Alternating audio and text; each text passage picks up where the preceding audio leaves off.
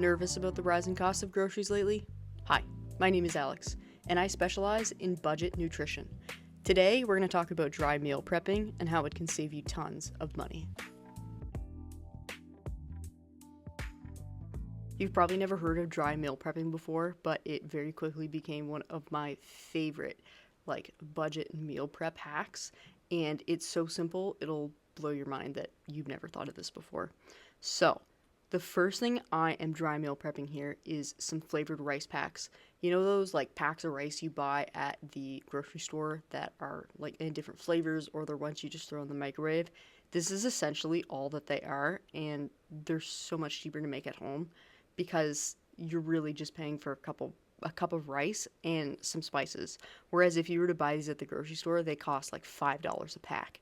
And if you're feeding a big family, you probably need more than one. So this is as simple as making sure you're adding enough spices that they actually taste good. I find most of the time when people are flavoring things or meal prepping things, they really don't realize how much flavoring and spices they need to add in order for it to taste equivalent to what you're buying at the supermarket. So the three kinds of rice I'm making here are garlic dill, which I'm adding a tablespoon of garlic powder, a tablespoon of onion powder, and a tablespoon of dill, as well as about a tablespoon of salt. I don't think I completely measured it out. Now that probably sounds like a lot of salt, but the reason that those flavored rice packs taste so good is because they're loaded with sodium. And the amount of salt you're going to add here is so much less than the sodium and the salt and the additives that are in those, I guarantee. So don't be afraid to add enough salt, and you're more likely to actually eat it. So the second kind I made was turmeric and garlic. Now for the turmeric, because it's so yellow and it's so messy and it stains everything, I only just added a little bit, like half a teaspoon or less, to give it some flavor. With turmeric, you always do want to add a little bit of black pepper, which activates the anti-inflammatory properties in turmeric, and then a tablespoon of garlic and salt as well. I also like to add parsley to just everything because it makes it look nice and a little fancier, so I added some parsley. The third flavor here is a mushroom and herb. So I found these bouillon cubes that were mushroom flavored. They're like a vegetable bouillon, but they're mushroomy. Amazing. Same thing, garlic, onion, mushroom. Here's an example of the rice. I used the dill garlic rice here, and it was amazing. It goes really good in a Greek bowl. So the second thing I'm dry meal prepping here is some protein sources.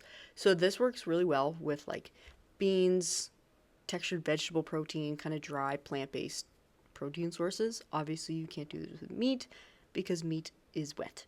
But even if you wanted to add some ground beef or something to one of these recipes, it's still super easy to make your taco lentils and then cook them. You have your meal already planned and half assembled, and if you wanted to throw something else in the pan with the lentils after they're done, feel free to do that. But this is what I'm making here. So some taco lentils. These go really well in a slow cooker. So easy. The second one I'm making is a red Thai curry with TVP. If you don't know what TVP is, it's called textured vegetable protein. It's essentially pure soy protein, but in crumble form.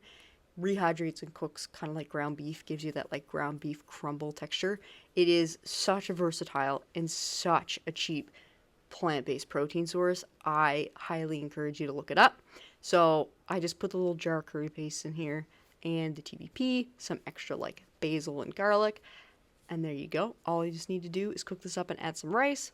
And this last one here is going to be some herb red lentils. So say I wanted to make a creamy potato and red lentil soup, this is kind of what this would go with. Or if you wanted to make a red lentil loaf, this is pretty much already spiced. You can add in some rice, breadcrumbs, whatever you wanted to help beef them up, and cook them in a little loaf pan and make a nice little protein loaf. So again, with these, especially with beans, if you're not really familiar with cooking with beans, they can handle a lot of flavor.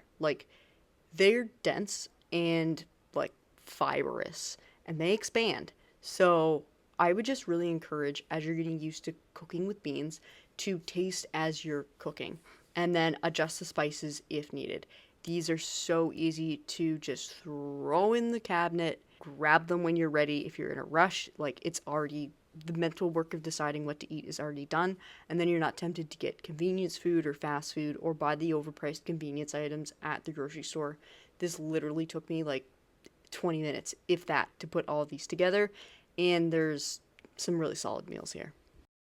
Other things you can dry meal prep are instant oatmeal packs, soups, and ramen. I love me some good dry meal prepped like ramen lunches, and you just add boiling water and soy sauce to them. So stinking easy, and they're always so good. So you should stay tuned for part 2, and I will be sharing some more recipes, tips, and tricks for dry meal prep and some cost breakdowns of how much money you can save. This video is brought to you by my very own cookbook, Plant-Based for Busy People. This is a collection of super quick and easy plant-based nutritious recipes. I guarantee you are gonna love the recipes in this book. They became some of our absolute favorites so fast. We're talking dinner in 15 minutes. That's right. You don't need 2 hours to chop and prep vegetables. You can make dinner in 15 minutes. You can find my cookbook on Etsy or linked on my Facebook. Again, it's called Plant-Based for Busy People. You should definitely go check it out.